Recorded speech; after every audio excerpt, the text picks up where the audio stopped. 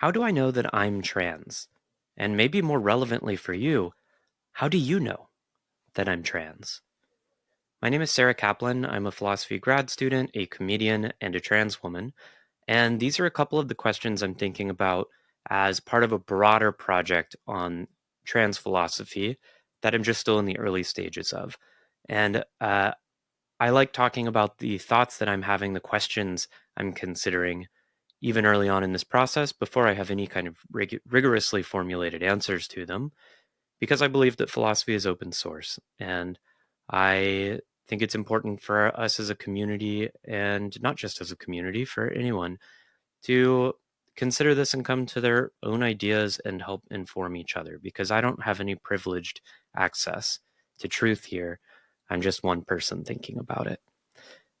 So these two questions are like two of the most important questions in trans epistemology. Epistemology is the philosophical study of knowledge. It's the label for any kind of philosophical questions that have to do with how do we know things? What does it mean to believe something versus to know it? How am I certain about things? How do I, as a human mind, attain information about myself or about the world around me? And how do I trust it? And these are some of the most fundamental questions in philosophy generally. Questions like, how do I know the external world really exists? Is basically what Descartes was considering in his famous, cogito ergo sum, I think, therefore I am. That was starting from a place of, let's assume I don't know that, right? Trans epistemology, relevantly, has a lot to do with interpersonal trust. And when you're talking about society, and then it has to do with like intrapersonal trust when you're talking about yourself as a trans individual. How do I know I'm really trans? How can I be certain?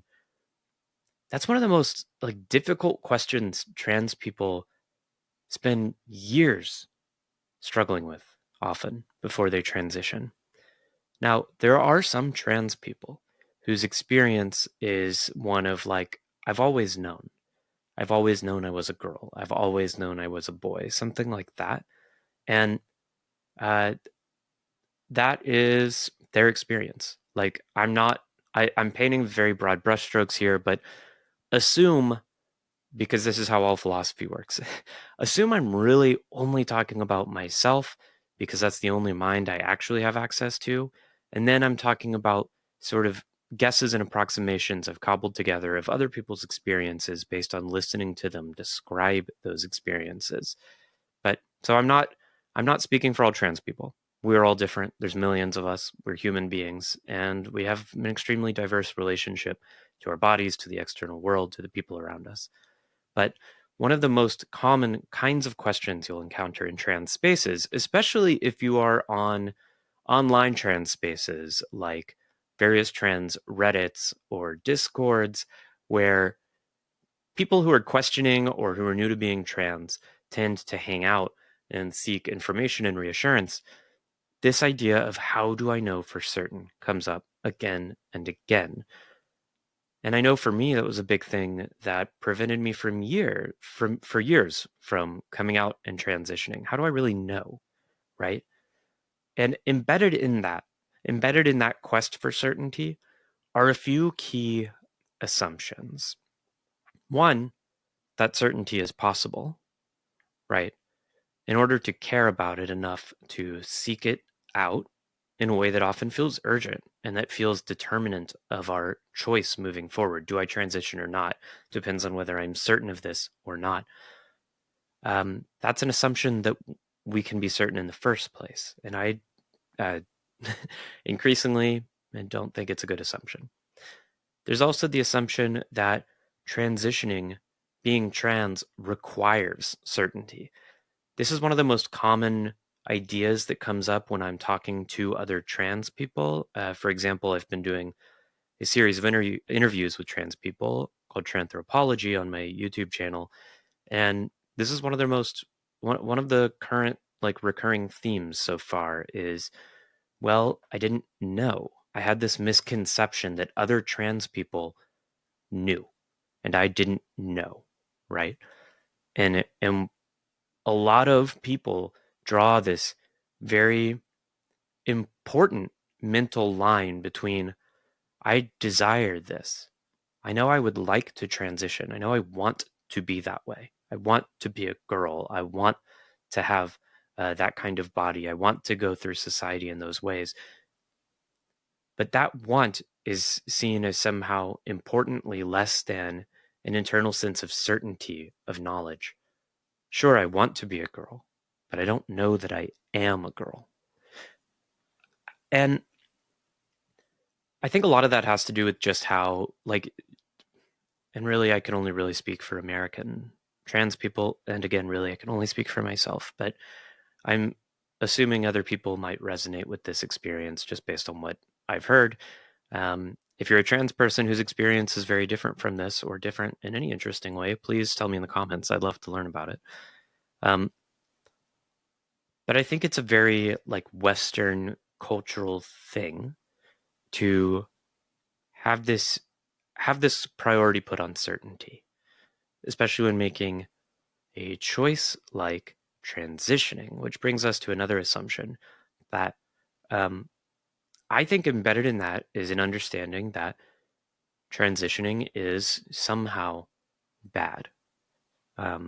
It's why I think you see, it's why you see cis people freaking out over, well, what if some cis child what if some cis person transitions and finds out they weren't actually trans and they ruined themselves as a cis? A lot of trans people have that internalized kind of dialogue, kind of understanding. And that internalized understanding is often one that prevents us from transitioning for a long time. Because transitioning, if I'm not actually trans, then transitioning would cause X amount of harm, right? And if I am actually trans and I don't transition, that causes Y amount of harm. And I think the desire for certainty in order to take a step forward into that process, to even experiment, try it out, talk to a doctor, I think that's based on an implicit assumption that the harm done to a cis person for transitioning when maybe they shouldn't have is somehow worse or more important than the harm done to a trans person who doesn't transition. And that's obviously a complex question, and there's a lot that goes into that. But at that broad stroke thing, that's what I'll say there. The question of how do I know I'm trans then is, I think in many ways, it's a way of people seeking permission to do a thing that they know is socially frowned upon. Well, if I can't deny it, then I'll just do it. Everything else be damned. But if there's this 1% chance I'm wrong, then it's a mistake, right? And that 1% doubt, that sliver of doubt, I think that's a really important thing to understand from the perspective of like epistemology, from the perspective of philosophy, from questions of how do we know things? What does it mean to know things? Why do I care if I know something? Because it's in this question of transness, and more so than so many other human questions, where that tiny sliver of doubt becomes relevant. And it has to do with harms. It has to do with justice. Like, where else do we see that? Is like fundamentally you see it in American criminal law. The jury is said to find someone guilty beyond a reasonable doubt. But if there is a reasonable doubt, no matter how small, if a rational person might doubt that a person committed a crime, then you don't punish them. Theoretically, the jury system is obviously busted, but that's like the moral framework that's founded on. And that's this same kind of general idea. Like, we would rather avoid properly punishing a criminal than accidentally harming a non-criminal. The non-criminal's rights supersede the like appropriate response to criminality. And I'm sure there's other scenarios where that reasonable doubtness is relevant, but you tell me in the comments, because I think in so many other human choices, it's not. How many people get married or have kids while having reasonable doubts, while hoping that it's the best way forward, but not knowing, not being certain? How many people take jobs, enter careers, pursue majors in college, or um, yeah, enter romantic relationships, move to other cities? Basically, any human choice that acknowledges, like, there are many paths forward for me, and I am choosing this one. In what other human endeavors are we really demanding certainty and knowledge rather than pretty sure, instinct, belief, intuition, hope, gut? But within this question of transness, it's certainty and knowledge that is, for so many of us, the internal epistemic bar we have to meet to make this choice. And that often requires trusting something within yourself that nobody else can see, that everyone around you might fail to understand, might not believe exists, or you might not even tell them about it, because the risks of telling someone you might be trans when you're not, well, it's like transitioning when you're not, right?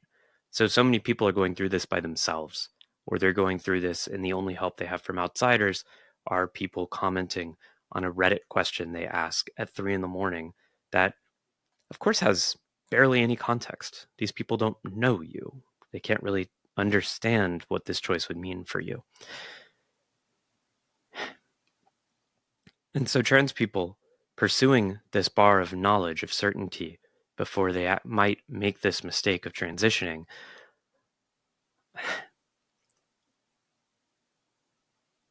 well, I think once they find that that place of certainty and knowledge is impossible, because again, like, certainty,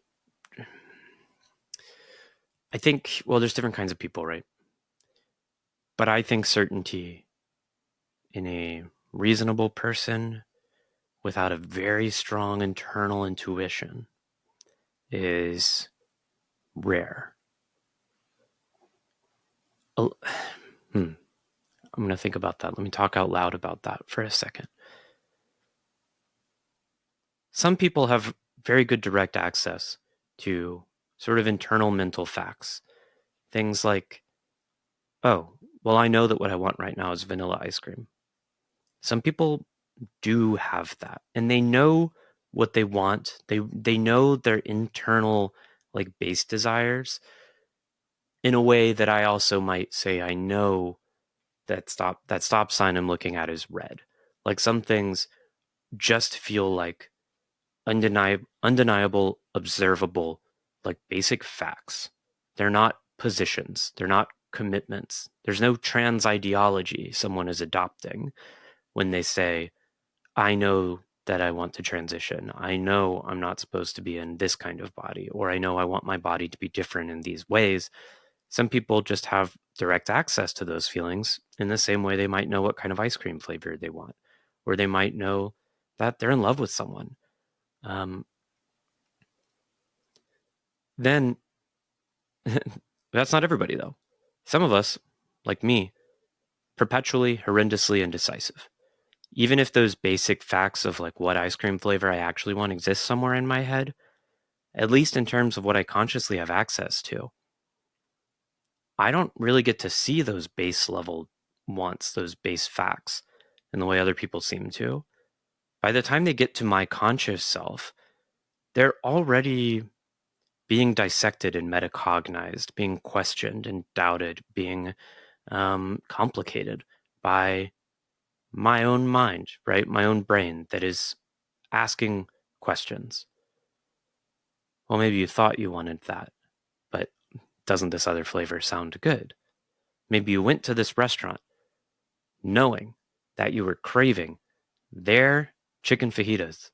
But now that you're here and you're thinking about all these other options, like, surely it would be unreasonable not to consider whether you might actually want the enchiladas, whether you might actually just want a lighter dish. You might want a ceviche. Like, we have to consider these options. These are all live options. And we have to imagine projecting ourselves into these different lives. What would I feel eating this? What would I feel eating that? What would I feel eating this? And instead of an exercise of me being able to directly access some base feeling of like my actual desire, I am stuck trying to analyze and compare hypothetical imagined experiences in potential futures and pick between those. Um, that's like how I experience a lot of this stuff. And I think other people too.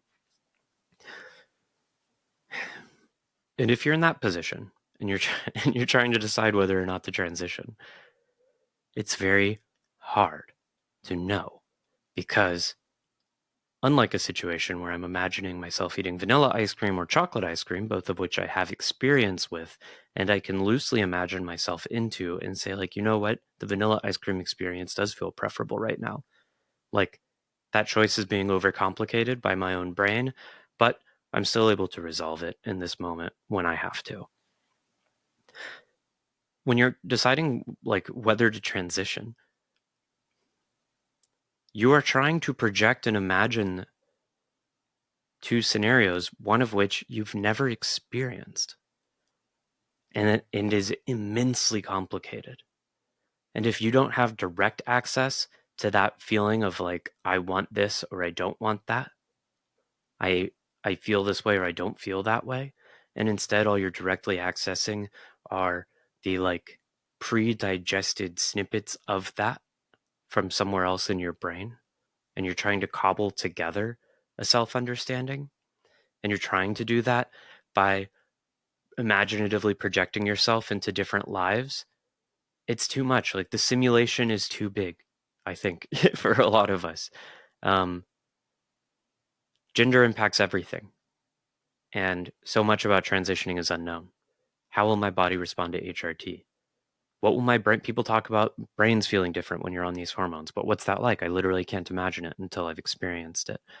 What would it be like to wear a dress walking down the street? I can imagine it feeling a bunch of different ways, right? They might all seem reasonable, and I can't like know. I know some part of me, like, I guess wants to, or I wouldn't be thinking about it so hard, right? But it might feel awful. I might mostly feel embarrassed, but I might also mostly feel embarrassed and feel awful because of factors that have nothing to do with my gender and everything to do with being afraid of transphobes. It's endlessly complicated, endlessly digestible, endlessly considerable. And you can spend an entire life making that decision, thinking about it, analyzing it, and never come anywhere close to certainty. At a certain point, if you're this kind of person like me, whose brain functions this way, you have to abandon that desire for certainty. And this becomes a literal exercise in trust. It is a leap of faith in yourself, in your self-understanding across time, to say, for this length of time, I keep coming back to this idea. I keep considering it. I can't prove it. I can't know it. But it feels extremely compelling. And maybe, clearly not doing it has led me to some kind of misery that I've been experiencing. So maybe it's worth taking that risk and seeing what happens. It's worth taking a leap of faith from uncertainty to trust rather than demanding certainty and knowledge. And I'm using like leap of faith very intentionally. It's like, Kierkegaard used this to talk about belief in a God or Christianity. And I'm using it to like belief in a trust in a self, a desire one feels that runs counter to what the world is telling you is acceptable, that might not actually make sense within the cultural categories and mechanisms of self-understanding you've been provided. And yet that still is there somewhere. Undeniable, if unknowable.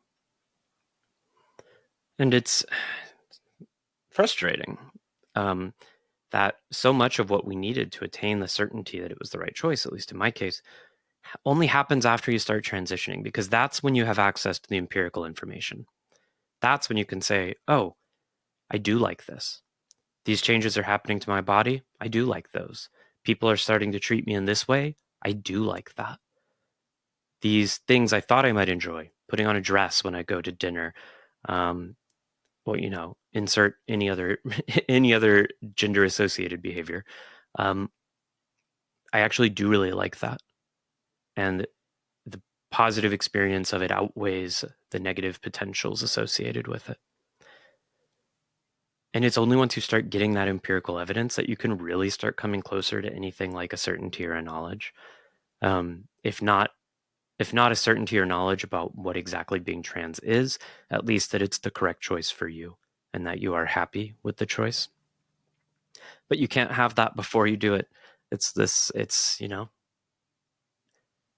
like being in Japan and looking at a bowl of natto the first time, which is like a fermented soy product, which most people who don't grow up eating hate, and not knowing like, well, I might like it or I might not, and I don't know until I try.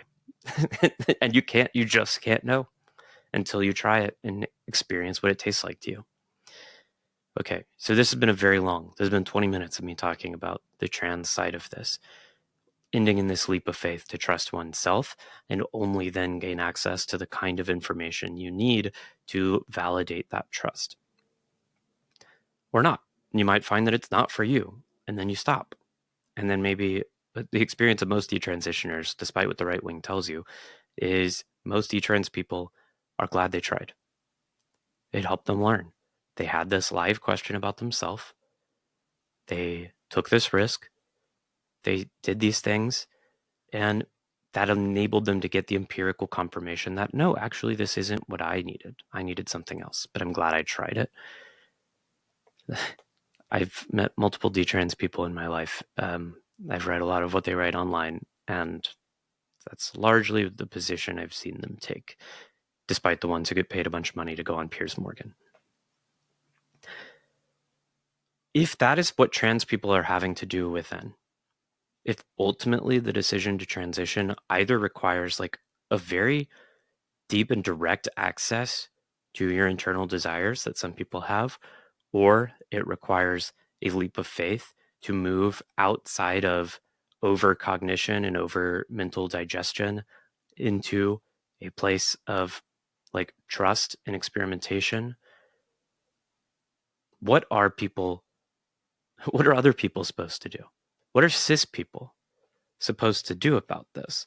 And I think this is fundamentally so at play in a lot of what we've been seeing with our culture, with the way cis people are responding to trans people. Because if I, as a trans person, am going up to a cis person and saying, hey, this is my experience, this is this thing I'm doing, can you prove it? Honestly, no. I can't prove it. I can't prove anything, but I can't prove this because I can't prove anything, right? This is just a thing. This is a thing I have come to trust in myself through a very long and rigorous process of consideration and reflection and self-analysis. What I'm doing is I'm asking that person to trust me, right? And that makes some cis people very uncomfortable, because the experience I'm trying to describe to them and ask them to believe in is one they often cannot relate to.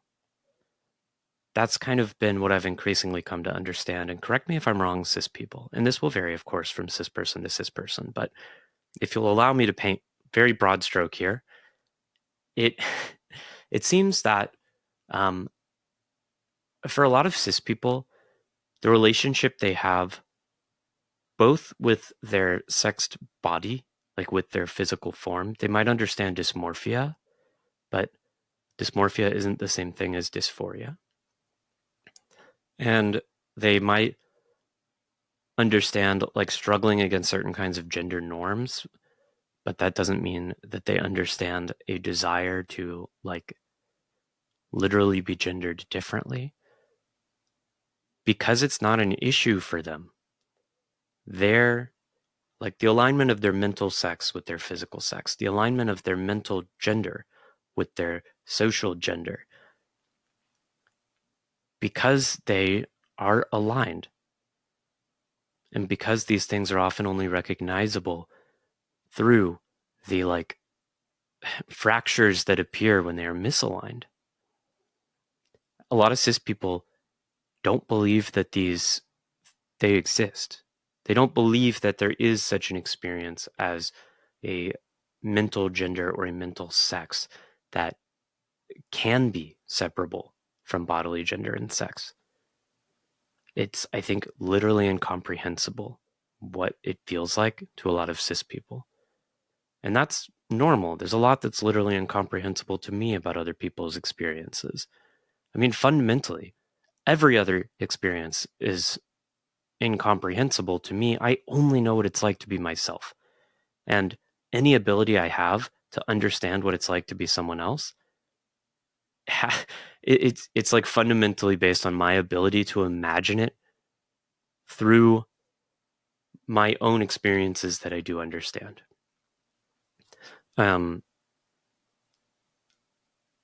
I think that's a lot of ways how empathy works fundamentally. Like I only have access to my mental experiences, and I have to use those, the palette of my own experience, to fill in imaginatively what it's like to be other people.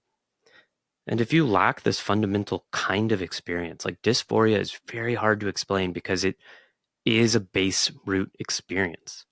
It's like seeing red, right? It's just a feeling. It's like pain. Imagine trying to explain what pain feels like to someone who's never felt it. And imagine being someone who's never felt pain, trying to understand what someone else is describing. It's frankly kind of impossible, right? Or if you convince yourself you've done it, what you've really done is approximated that experience you haven't had through experiences you have had. And it's one danger that happens, and one thing that happens all the time with cis people thinking about trans people is they make that approximation. They like hear what we're trying to say and they translate it into terms from their own experience, uh, and then make the mistake of thinking that what they're imagining is what we are experiencing rather than just the best approximation they could make in their own mind. As a result, that's where you get, like, if someone does believe what I'm trying to describe and they do this approximation some way, that's often why you get people, cis people, who think, oh, well, the only way I can make sense of that in terms that I understand means you are deluded. You are crazy. That makes sense in my terms. I can understand that. Like those kinds of feelings of disconnection, that's what I could translate them into. Or maybe you are perverted. Like I can understand, yeah, where I've understood having sort of like socially unacceptable, shameful feelings regarding body and sex organs. I have feelings maybe about that in the world of kink or in the world of sex. I can understand being driven to something sexually that runs counter to my own desires. Like a lot of people have that experience, especially in like a Christian or any other kind of prudish culture, like understanding that disconnect between the shameful sex drive and like the person they would prefer to be or are trying to be, and like having to push that down. And so what trans people are trying to describe gets filtered into that language because it's the closest approximation these cis people listening have. And they make the mistake of then assuming that that's identical because that's how my brain approximates it. That's what you're experiencing. When it's not. I can speak as someone who's both trans and also has my own, growing up in a Christian prudish culture as a queer person. Yeah, I have my own like experiences of sex-based shame or kink-based shame, and these are not the same kind of experience, but people think they are. Or they decide not to trust us and assume that we are lying because they say, well, why would someone say something like this that can't be true? They are trying to gain access to women's bathrooms in order to do crime. And that fundamentally, like what cis people are looking for is the same kind of thing that like that trans person might have been looking for before coming out, before making that leap of faith, like trying to lock it down rigidly in terms I understand. I want to know this. I want to be certain about this. I want to be able to say I really know what that is. And they assume that their mind has all the necessary tools to fully understand someone else's experience. And that's a huge mistake, right? That kind of, like, fundamentally what it is an egocentrism, or this kind of projection that everybody else's experience is fundamentally like mine and conceivable through terms I understand. And note, like, I'm only talking about mental experiences. I'm not talking about truth claims about the external world.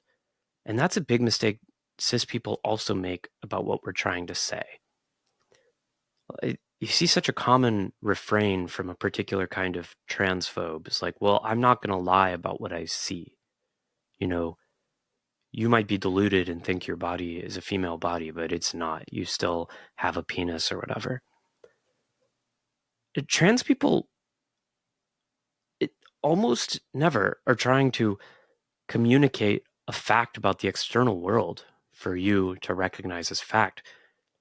We're communicating something about our own experience, right?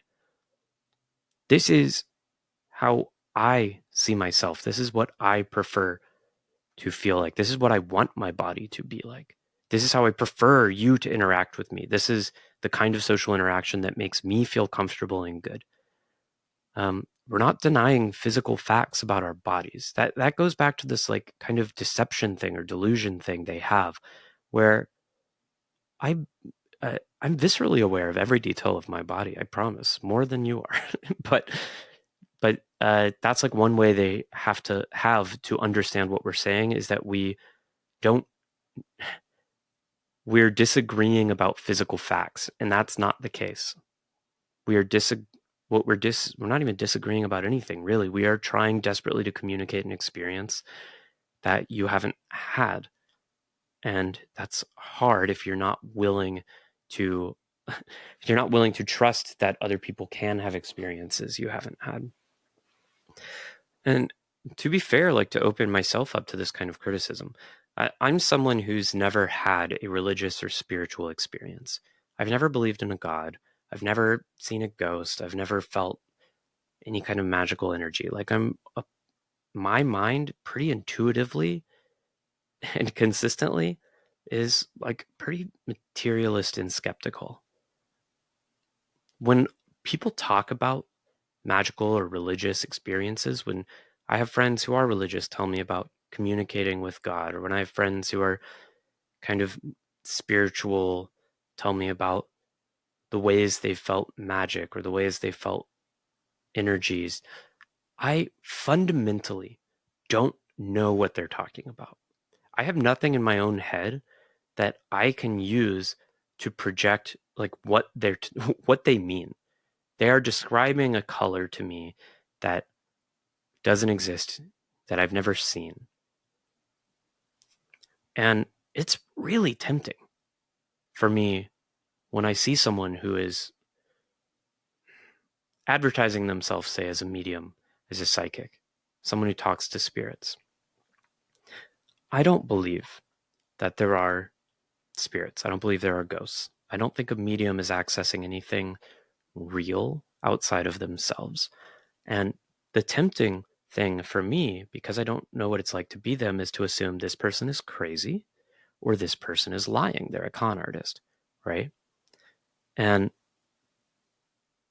there is, though, like this other possibility, which is that they genuinely are experiencing something internally that I just can't relate to. And that doesn't require them to be delusional, and that doesn't require them to be lying. That is just something I haven't felt. And I can also accept that they are having this kind of experience without needing to believe that what they're experiencing has any bearing on the external world. I don't have to conclude that it means that spirits do exist.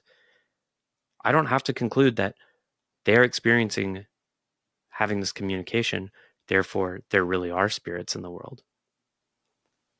I have to occupy this position of like, yes, I will have to trust them unless they've given me a specific reason not to trust them, which many people do. Like there are so many cult leaders and spiritual con artists, but I think there are also clearly people who just have some kind of genuine experience that I can't relate to.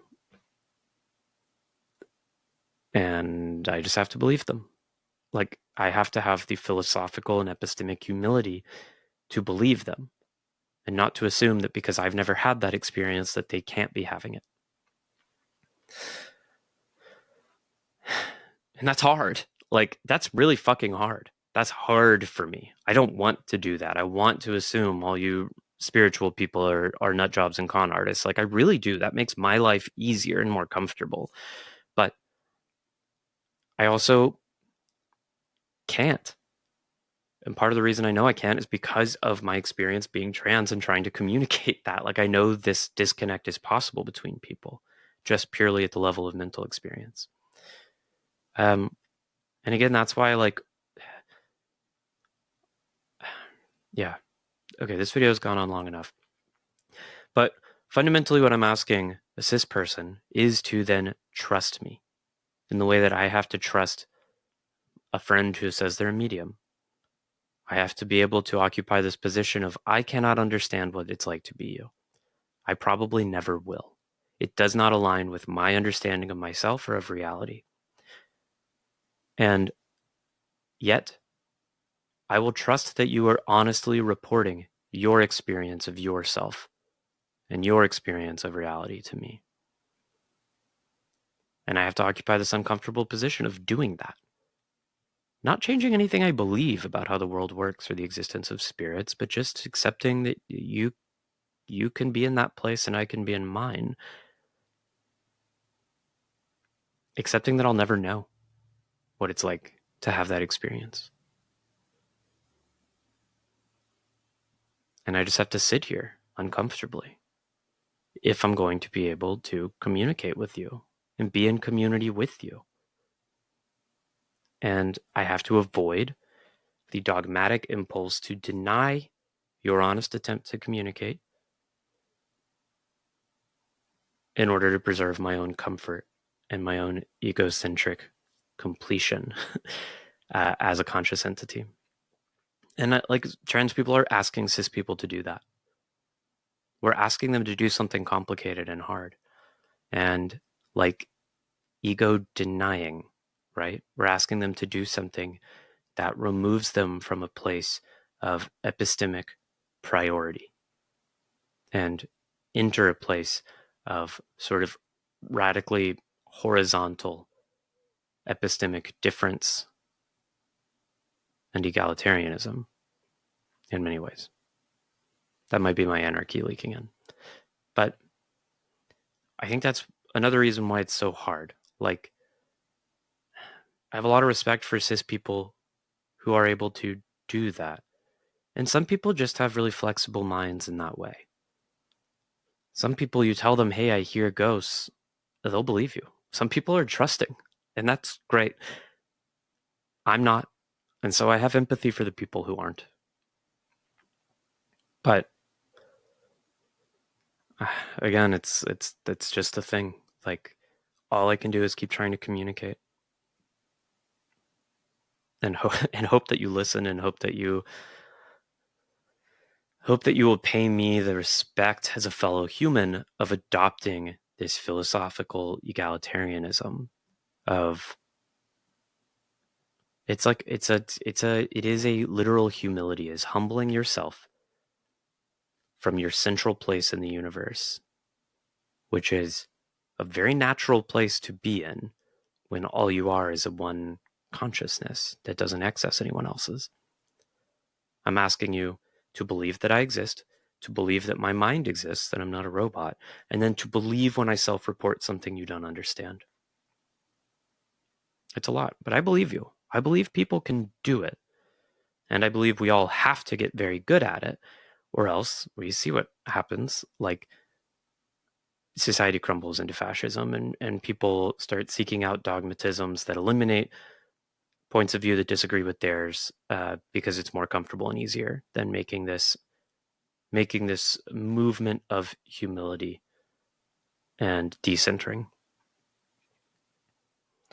And like I said in the last video, a lot of these ideas, I'm thinking about them in the realm of transness, but obviously they have a lot to do with so many other kinds of human experience.